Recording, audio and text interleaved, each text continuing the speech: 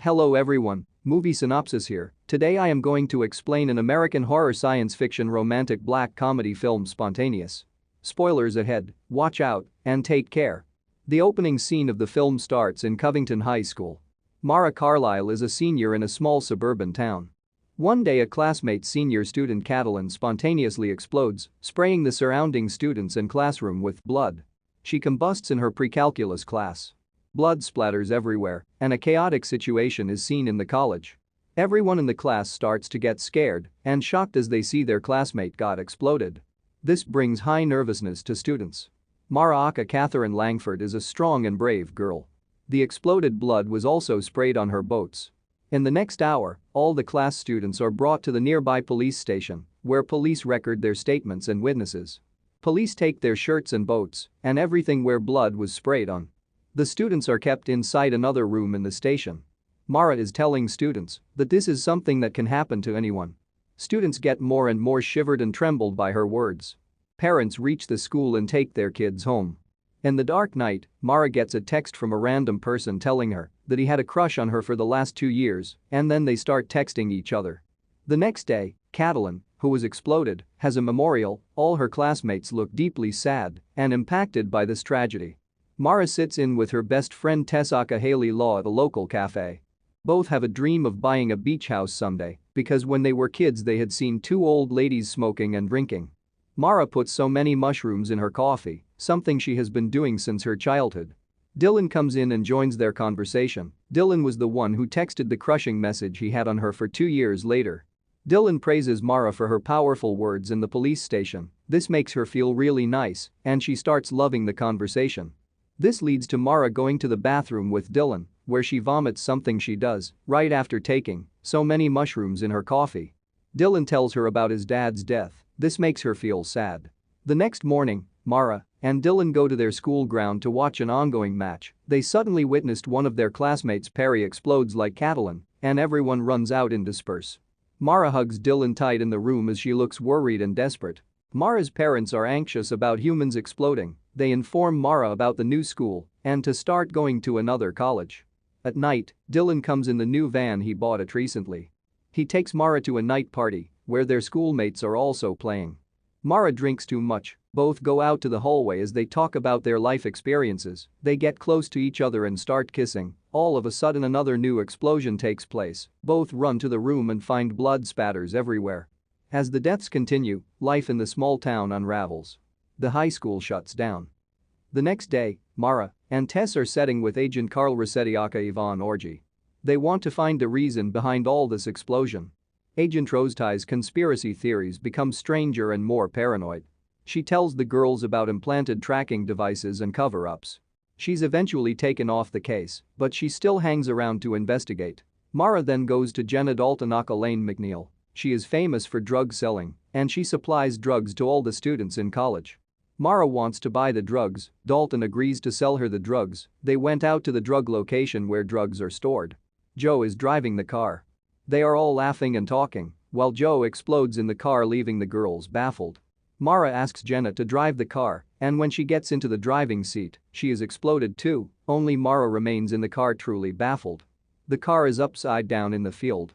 Dylan is now looking for Mara. He finds Mara in a nearby river cleaning her shirt, which was splattered with blood. Dylan gives her clothes. 2 big guys heavily masked approach Mara and take her to the hospital. When Mara opens her eyes, she finds herself in the hospital. Dr. Rolanda aka Olivia Peterson, who collected all the students, taking their blood samples. The doctors were examining their blood. Dylan is also close to Mara in separate beds, asking Mara to be his girlfriend. Mara is then setting with Tess. She is worried about the next explosion. Tess promises Mara that she should never die like that. An officer is giving a presentation asking students to listen to him closely. Mara points out and blames the government. Officer feels bad. Another student stood up agreeing with her remarks. That's when he explodes too. Rolanda has now lined up every student, interviewing them one by one, asking them different questions. They test their blood. Everyone is given a pill, but exploding remains unstoppable. After taking blue pills, exploding stops and the police let students go home. Christmas has come. Nobody in the city is celebrating it. Mara's parents have planted a Christmas tree for Mara. They look worried about their daughter. One night Mara invites Dylan over for dinner and they end up making love to each other.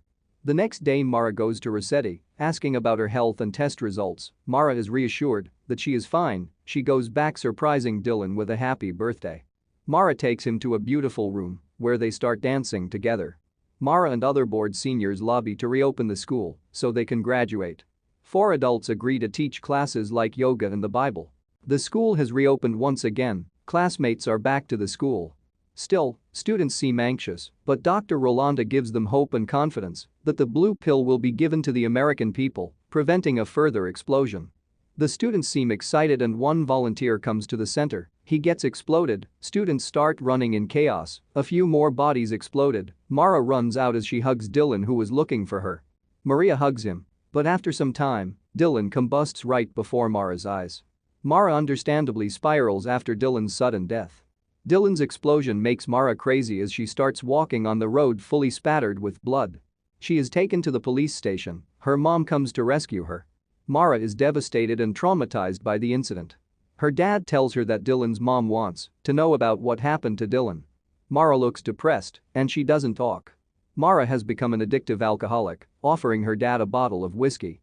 One morning she is high and comes to Tess's house, stops Tess from going to school, and tells her to go out with her. But Tess refuses and goes straight to the white van. One day Mara is shopping. Rossetti comes for her. She takes 2 bottles of wine, throws 1 bottle at Rossetti, and crashes the car's backside.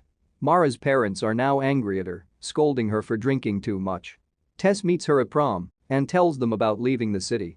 Mara looks high.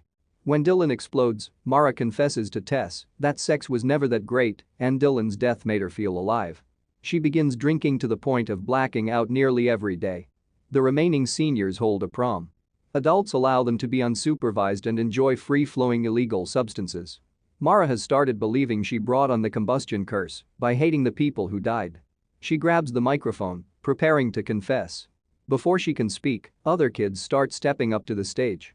One boy says his sexual energy caused the combustions. Another girl says she's been dabbling in Wicca and is sure she has caused the deaths. Whispers throughout the room indicate that each of the remaining kids believe they are somehow responsible. Mara decides all she can do is learn to live with the uncertainty of life for however many days she has left. Things changed when she ran into Dylan's mom at his grave. The two had a meaningful conversation about how much they missed Dylan, which caused her to finally acknowledge her feelings. Once Mara let herself feel everything she had been pushing down, she finally began to heal.